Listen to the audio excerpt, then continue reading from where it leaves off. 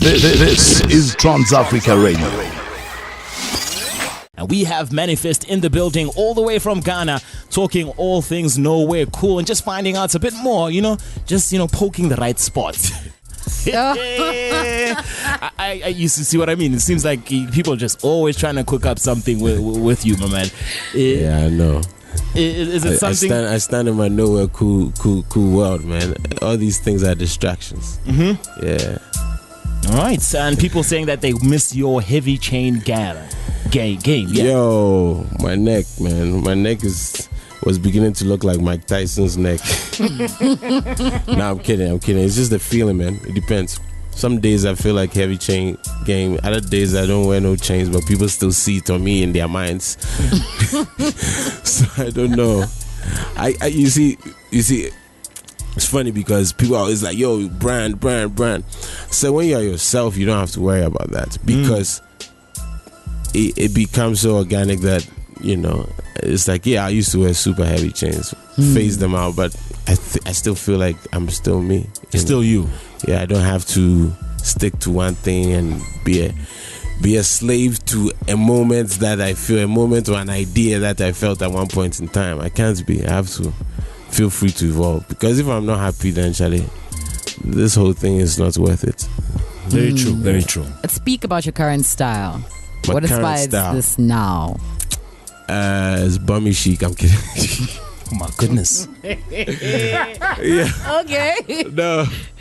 Oh man. Nah. I mean, I'm still within that same fusion lane. I like to draw from super traditional sources and then still current things that make me intrigued. I'm not big into labels, so you're probably likely never going to see me, whether it's my glasses or everything, they're just nameless. Yeah. It's just I have to like it and the feel and how it connects to me or how I think I whatever. So I always try to put them all together somehow, some way. It could be just accessorizing things that just make me feel like, I am myself in this current moment. I am not a person looking like 1970. Yeah. Or I'm not a person looking like trying to be now, but I'm a person looking like how I feel like I can draw from all these sources. So it's just like the music. It's just hybridizing, Yeah.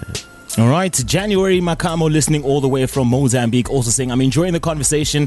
Thank you very much. It is nice. And then Busi also, we spoke about the song off air, Abir. From Morocco, right? Yeah. That wasn't the triple female fix, in case you just tuned in. Check out that Twitter at TransAfrica872 to pick up on what we're talking about. We would like to know, would you work with someone that sounds like Abir from Morocco? Oh, yeah, definitely. It hits me when I heard the song, so definitely, just from the jump, I'll say yes. I definitely like doing unlikely collaborations. This is my thing. It's a sort of, I think a month ago, I did an interesting live collaboration with a French bagpipes band called Bagad. So it's like flutes and bagpipes and me rapping. It's like, it was a mad thing that we did. You should check it out online. I like those kind of unlikely things because it creates something very interesting. I don't like collaborating with rappers much. Rappers suck, man. Funny enough, coming from a rapper, I think it's more because you feel like you can kill them, right?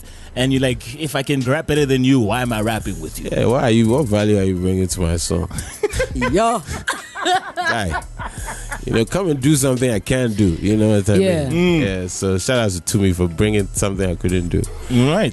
So yeah, when I collaborate with rappers, it usually is that I feel that somebody's going to bring something that I can't do. I'm not collaborating with a rapper just because people are demanding it, If that's the case, then let's just go and cypher somewhere and give you that moment thing. But if we're making a song that's supposed to last past just us rapping, it needs to be interesting. Yeah. Same way some rapper too might hear me and say, this guy has nothing to provide on my song, which is very unlikely, but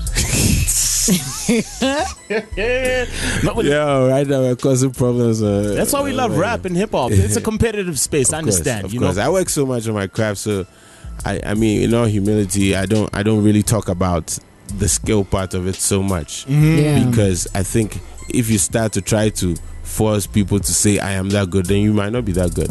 But if you're if you spend so much time on your craft, you develop a level of confidence where you don't have to do that. Yeah.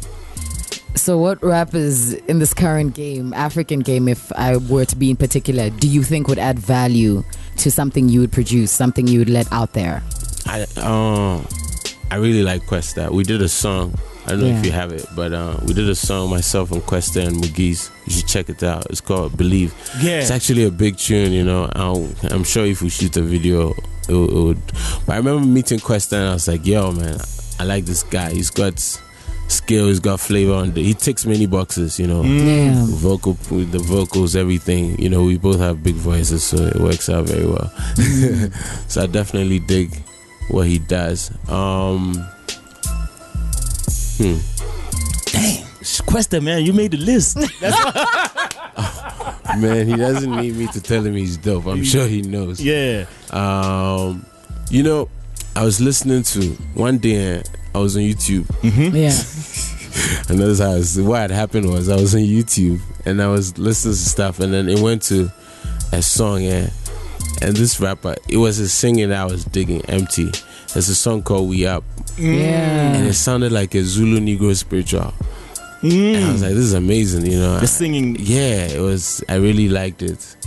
All right. I think Nasty C is a really dope rapper. I was actually having a conversation with somebody earlier that is very interesting, that I hear is quite young, right? Yeah. As somebody that young is that technically sound. Because most younger rappers are a bit lazy about it, because you can be wavy, you can be like, ad-libs. The trap lifestyle. It's the era of ad-libs. Yes. You know, I think I should do more ad-libs though, you know. You know, why I should do a song called ad-libs. You know, the idea came from here. So, you know, Trans Africa Radio, you can claim the idea when I do the song. Drop the exclusive. It's called ad-libs. Ad-libs. No, so who else? They're dope rappers. So I like a cat from, just because of his musical vibe, from Congo via Belgium. He's called Balogi. I like his musical vibe. You should check him out. Oh yeah, he's performing next week in Swaziland. Is it? At Bushfire? Yeah. Balogi, is that how you are? Yeah. You didn't tell me. Doesn't even call you. Doesn't call me. You know, you're just going to chop the money by yourself.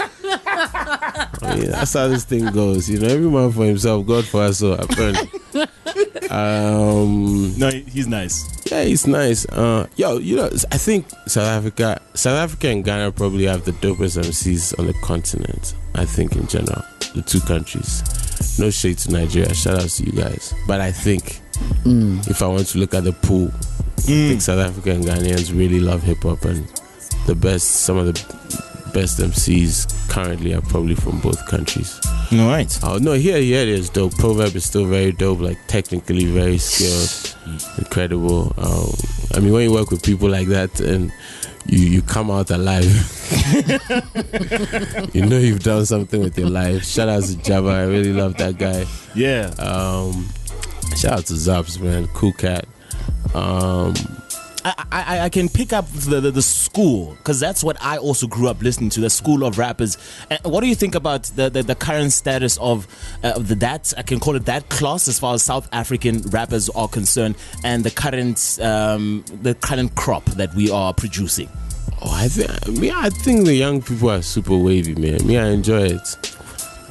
I think because it's not just rapping, it's music, you know, and people who want to just kind of just talk rap. I love music more than I love rapping. The rap is just a vehicle for my writing. And so when I'm approaching music, it just has to be immaculate. Frank Ocean is a better writer than 99 points. All these rappers anyway. So I might listen to Frank Ocean, I might get more inspired by his writing. Yeah. Or you hear an Anderson .Paak, and it's how he's just.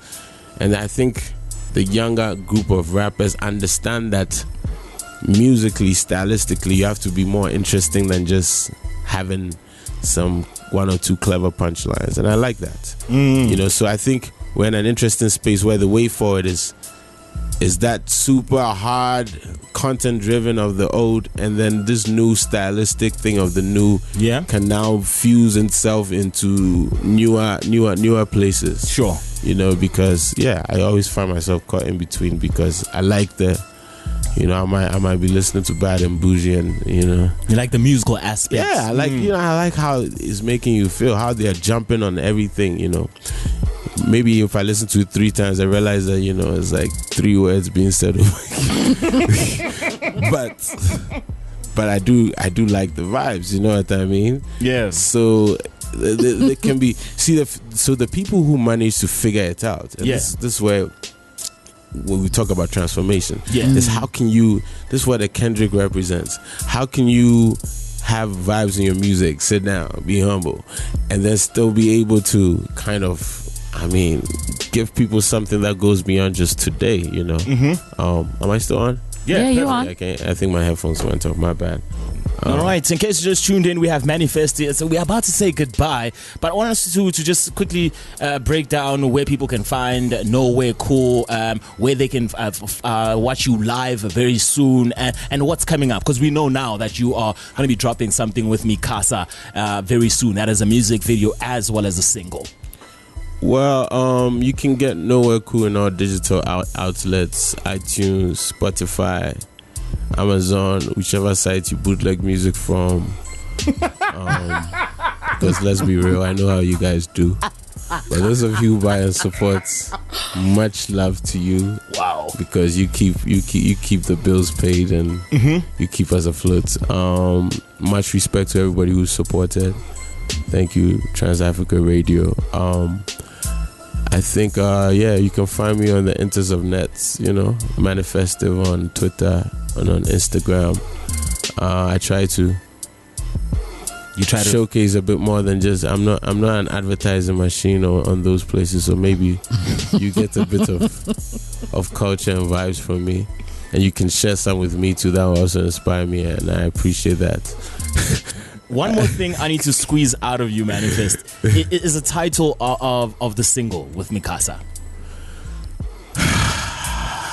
This guy. This guy. This is what we do down south. You really, you give somebody, you know, a stone and they want to squeeze blood out of it. You won't be happy that I give you. Oh man, I think let me keep that mystique. I've never said this anywhere, but let me keep the mystique of the song title, because you might start thinking, what does the song sound like? So just think, Micasa, M.anifest and Micasa is coming. Okay, it's coming soon. But the switch up of rich people. Yeah. So we have a lot of new interesting things coming. It's going to be my most collaborative year in my music. I think a lot of times, at the beginning of every year, I go on social media and be like, who do you want me to collaborate with? And I get a zillion answers. And this year, you know, I'm definitely trying to do a lot of in my music now career. I've met so many interesting people, home and away, international, everything. So I'm going to try and bring some of that into the music this year. So people should expect some very wild collaborations this year. Right. And some of them definitely mind-numbing. And yeah, so we're going to, the second half of the year is just going to be total madness. Yeah. Cannot wait. Thank you. Alrighty, one last question. Trans Africa Radio plays 100% African music. What are your views on that?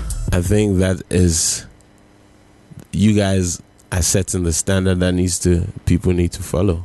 Speaking of transformation, I mean, in this day and age, why should that be the anomaly? In this day and age, what you're doing represents us and our aspirations of who we should be. You go to America and you might barely hear, you won't hear any African music on any major airwave. Nothing wrong with that, because the internet allows people to listen. But I think what you guys are doing is not admirable and noble just because. But I think I haven't even noticed that you're playing all African music, because it means we have a lot of dope stuff that needs to be supported. And there's no. We should not feel that we are lesser than. Yes. And this we have you're projecting that something that shows that we haven't arrived, but we're on a good journey. We're on a good side of the journey. So big up to you guys. So what you guys need to do though, since it's called, you say 100% African music, I have a song called 100%. It should be your theme song. You should play it on every show. Winning. 100%, you know, 100%, you know. So we represent. We'll give you. You don't even have to pay royalties. That's a lie. That's the one with Owolasi, right? Yeah. A dope tune. Thank you very much for coming through. Thank you so much. I actually enjoyed it so much. You know, I had the whole stuffy nose thing, but right now I think it's all clearing up. You know, you guys gave me ginger, literally and figuratively. You know? So the ginger has cleared my sinuses. But big up to everybody that was paying attention. You guys are fans from all over the place. I appreciate you very, very much. So, and hopefully we can do this again another time, in between time. But big up to everybody. Thank you.